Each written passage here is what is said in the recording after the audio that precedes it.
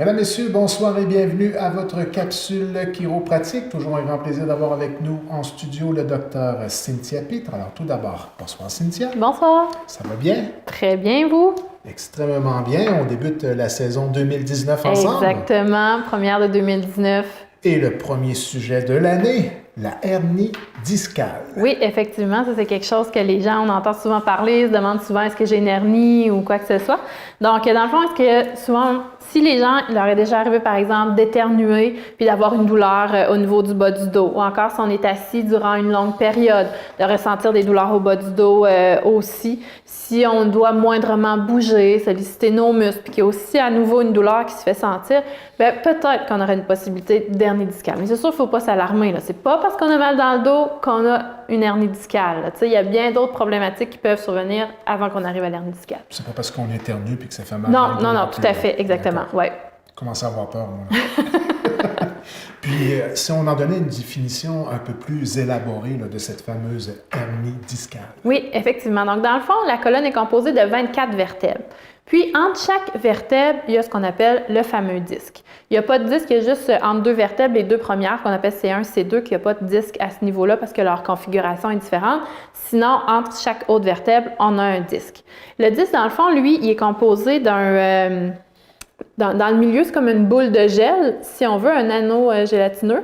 Puis autour, on a des fibres circulaires qui sont tout autour de ça. Ça, c'est vraiment la composition du disque. Il sert à quoi ce disque-là?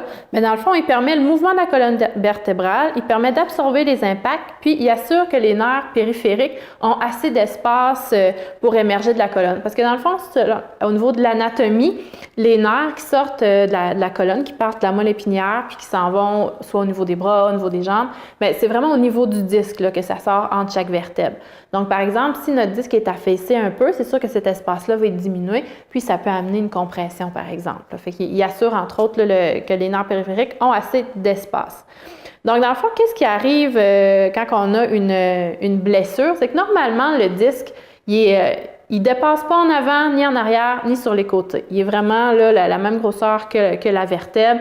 Puis, quand on a une hernie, bien, à ce moment-là, c'est que ça vient comme popper un peu, si on veut, sur le côté. Qu'est-ce qui se passe pour que le disque va en fait popper? C'est comme je disais tantôt, le noyau interne gélatineux, bien, puis on a les anneaux de chaque côté. À chaque fois qu'on a un traumatisme, il peut y avoir une petite déchirure qui va survenir au niveau de ces anneaux-là. Donc, à chaque fois qu'il y a une déchirure, bien, le noyau, lui, il va se faufiler tranquillement, pas vite, entre chaque petit anneau fibreux du disque. Puis, éventuellement, bien, s'il y a une déchirure complète, bien, là, on va se retrouver avec la fameuse hernie discale.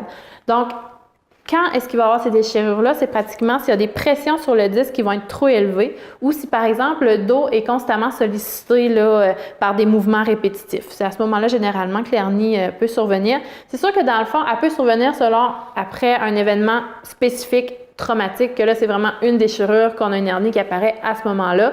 Mais généralement, dans la majorité des cas, c'est que tranquillement, le disque s'affaiblit. On a les petites déchirures qui apparaissent.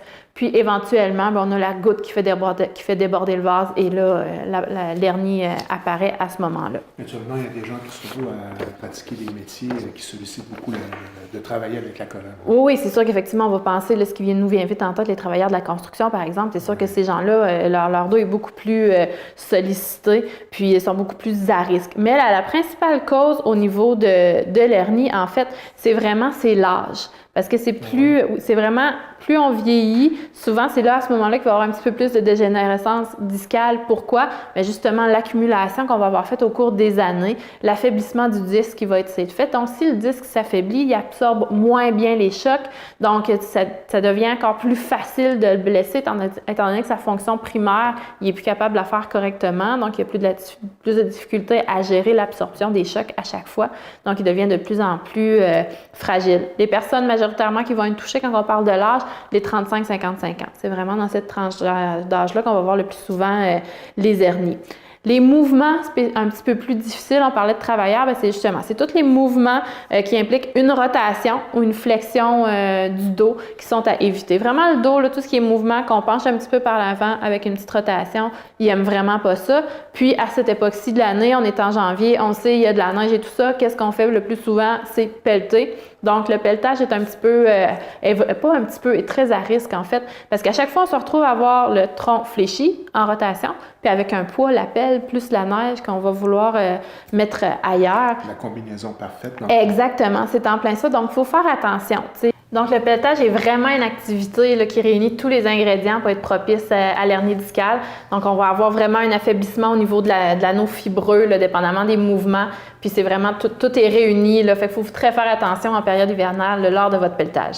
Naturellement, lorsqu'on est blessé, ça a des conséquences naturellement sur notre mode de vie et puis sur notre qualité de vie par la suite. Là. Oui, effectivement. Donc, c'est sûr que la douleur qui va être causée par l'hernie discale, généralement, ce ne sera pas vraiment une douleur locale. C'est ce qu'on appelle les douleurs irradiées, c'est-à-dire que ça s'en va vers une autre partie du corps. On pense par exemple, souvent, ce qu'on entend le plus parler, c'est l'hernie discale au niveau lombaire. À ce niveau-là, les douleurs vont s'en aller au niveau des jambes. On va se retrouver avec une faiblesse, diminution de la sensibilité aussi au niveau des jambes. Puis, l'hernie discale est également possible au niveau cervical, au niveau du cou. Donc, oui. À ce niveau-là, on va se retrouver avec des douleurs qui vont irradier vers les bras. Ça peut même engourdissement, faiblesse au niveau des bras. Ça peut même aller justement, bras, épaules, puis aussi au niveau de la poitrine, il peut y avoir vraiment des douleurs au cou, là, effectivement, qui vont être là avec ça.